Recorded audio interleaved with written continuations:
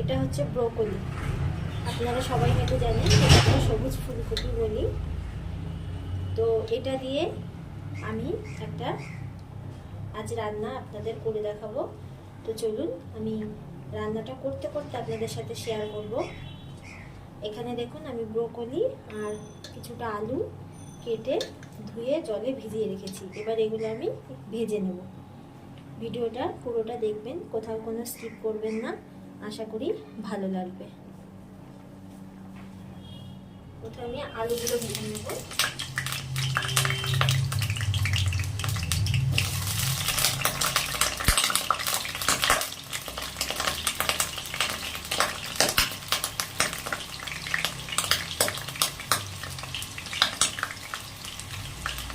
এখানে আমি নতুন আলু দিয়েছি।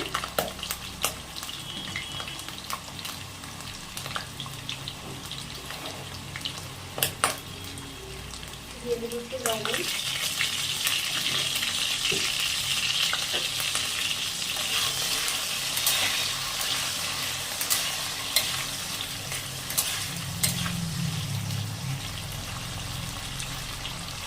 আলুগুলো এবার ভালো করে লাল লাল করে ভেজে নেব।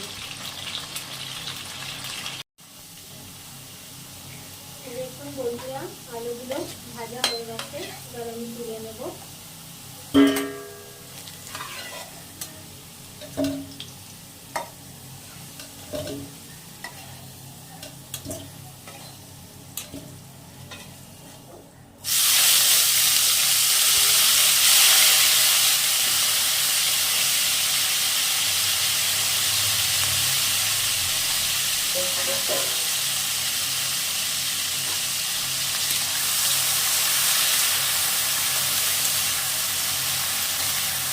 এগুলো বেশি ভাজতে লাগে না, এমনি সাদা ফুল। বন্ধুরা এগুলো ভাজা হয়ে গেছে, তুলে নেব। এগুলো বেশি ভাজতে নেই।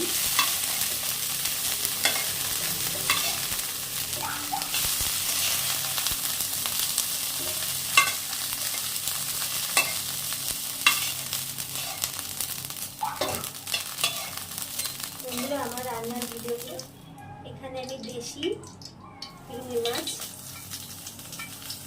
ধুয়ে ভালো করে ধুয়ে লবণ হলুদ মাখিয়ে নিয়েছি। এবার আমি মাছগুলো ফ্রাই করে নেব।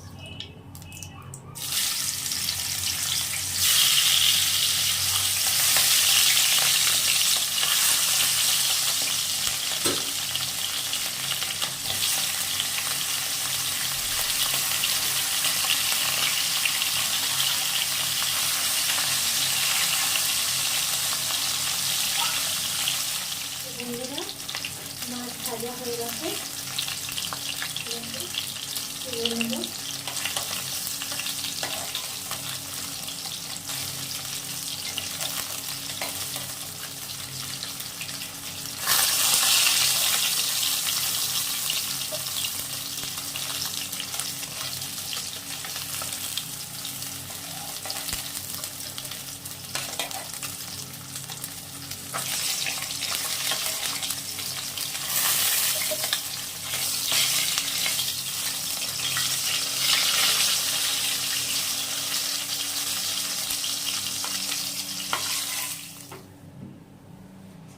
দিয়ে দেবো একটা তেজপাতা, গোটা জিরে।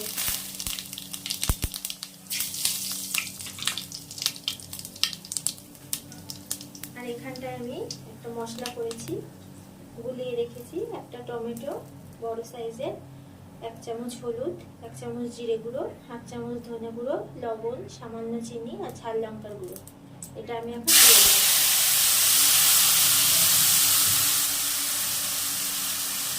বাকিটা দিয়ে একটু জল দিয়ে দিলাম।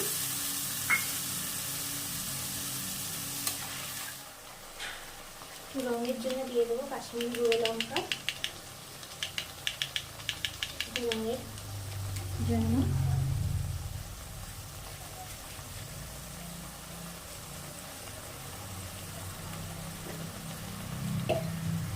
এর মধ্যে দিয়ে দেবো আমি আলু, যে আলু ভেজে রেখেছিলাম।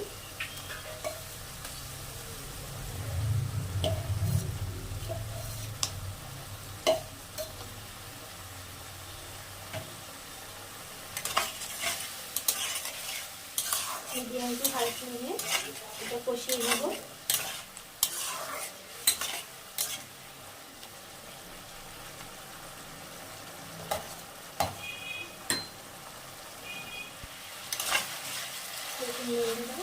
আলুটা কষানো হয়ে গেছে, তেল ছেড়ে গেছে। এবার আমি ভেজে রাখা ব্রোকলিগুলো দিয়ে দেবো।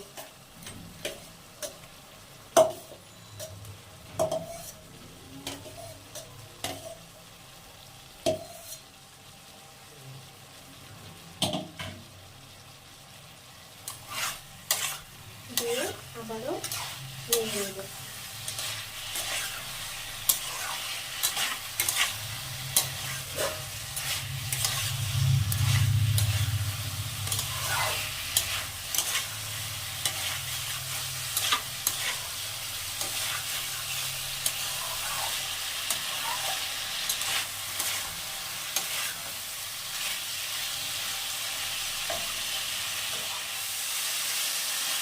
কষানো হয়ে গেছে, এবার আমি জল দিয়ে দেবো।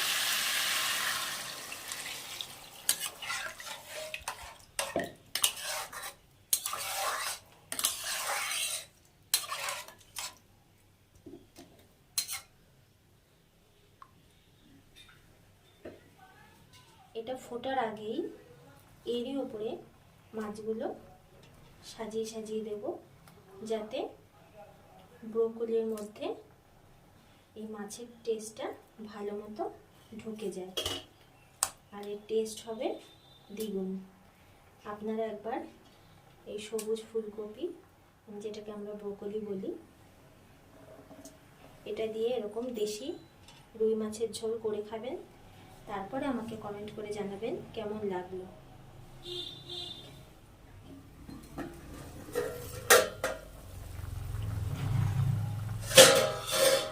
সুন্দর একটা গন্ধ বেরিয়েছে এই ফুলকপির।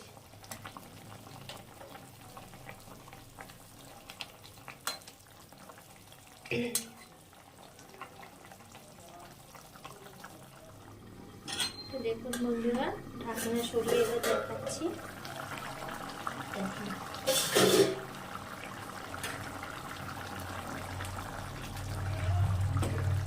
সবুজ ফুলকপি বা ব্রোকলি দিয়ে দেশি রুই মাছের ঝোল একদম রেডি। তো ভিডিওটা ভালো লাগলে অবশ্যই ইউটিউব চ্যানেলটা সাবস্ক্রাইব করে দেবে, আর রান্নাটা বেশি বেশি করে লাইক শেয়ার করবেন। ভালো লাগলে কমেন্ট করবেন, খারাপ লাগলেও করবেন। আর ফেসবুকে পেজটা ফলো দিয়ে দেবেন। তো ভিডিওটা এখানেই শেষ করছি, আমি আপনাদের সার্ভ করে দেখাচ্ছি।